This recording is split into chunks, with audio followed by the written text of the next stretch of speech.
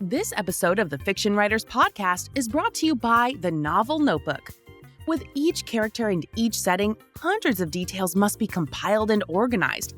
Far too many for a writer, like you, to keep them cataloged in your brain. The Novel Notebook provides the answer. Visit www.fictionwriterspodcast.com/novel and quickly discover how to organize your materials and take your novel to the next level. Welcome to the Fiction Writers Podcast with Lana McAra, where you will discover tips, tricks, and ideas for fiction that is #unputdownable. Here you'll find new energy, new perspectives, new resources, and new ideas that will spark your creativity into a blaze of brilliance. It's easier than you think. Be sure you visit our website at www.fictionwriterspodcast.com. While you're there, subscribe to us via your favorite network. Now, get out your notebook, tune in, and let's get started. These days, one type of novel in particular seems to be growing in popularity: literary novels. What is that, anyway? That's what we're going to talk about today. My name is Lana McAra, and welcome to the Fiction Writers Podcast. Tips, tricks, and ideas for fiction that is #unputdownable. What is a literary novel, anyway? Well, literary novels are novels about people and relationships, not as much about action. Genre fiction is about certain types of commercial stories.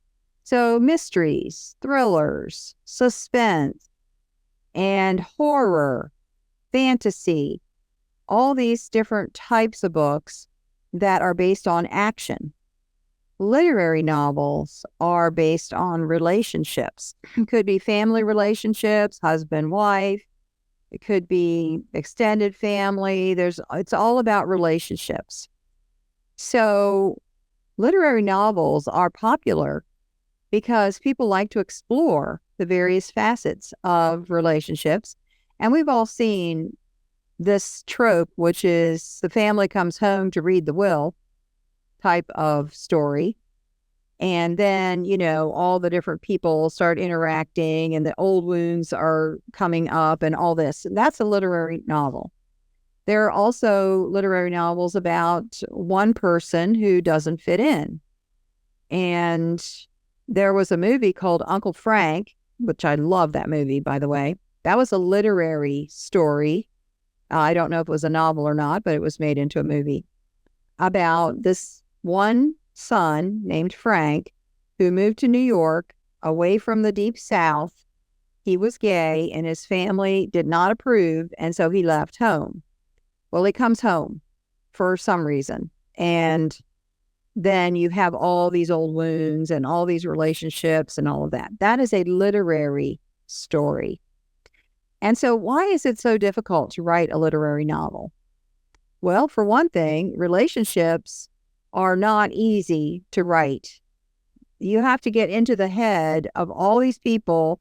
You have to get deeper into their histories with each other, their personal histories, and then show it in just a few sentences in a scene. All this undercurrent stuff has to happen, and you don't want it to be too heavy with history, backstory. And so you have to figure out how to get those all incorporated into your novel. That's part of it. But the one big thing that I've seen as I've been editing literary novels, and that is the sagging middle. The sagging middle. That is actually got a name to it, because the sagging middle is when you get to the middle of the story and it just kind of drags. It gets heavy. You don't know what to really do with the middle, because you've got the beginning, you've got your drama at the beginning, you've got your drama at the end. What do you do with the middle? And so what I teach my students to do is to make a big change in the middle. It's called the midpoint. I didn't make that up. That's classic story structure. So in the middle of the story, and I'm talking about you take the book and you open it to the center. That's the middle. So if your book is 300 pages, this is going to happen around page 150. Yeah, that's right. So somewhere between 130 and 170, You're going to have a big change. Something's going to happen. The story takes a shift. So the main character, he wants this to happen, but then in the middle, he realizes, oh, that wasn't what I really wanted after all. I think I'm going to go after this instead.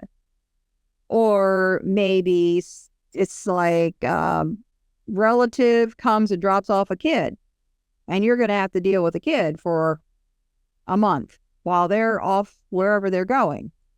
And so the child is a shift in the middle, because that child is going to bring a lot of energy into the story with the information they have, the stresses they have, and make it intrinsic. Don't just paste a child in and, make him annoying. That's not enough.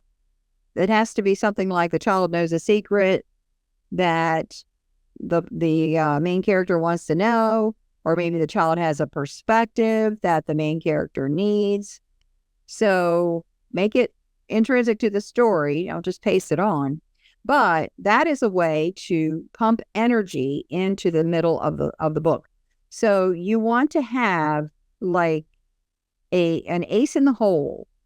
You want to have this nugget, this event or this insight that is going to pump energy into the story in the middle. It's called the midpoint.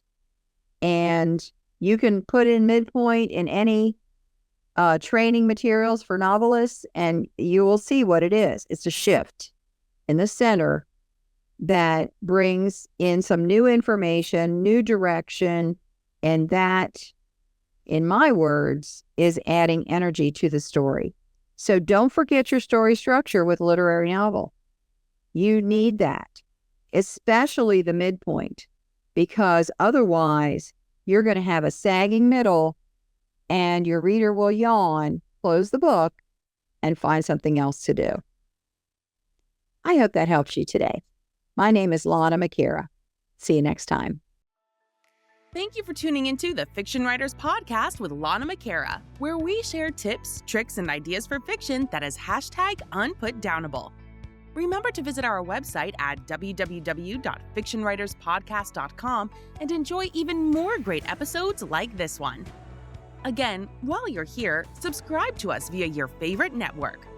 We look forward to seeing you next time on the Fiction Writers Podcast.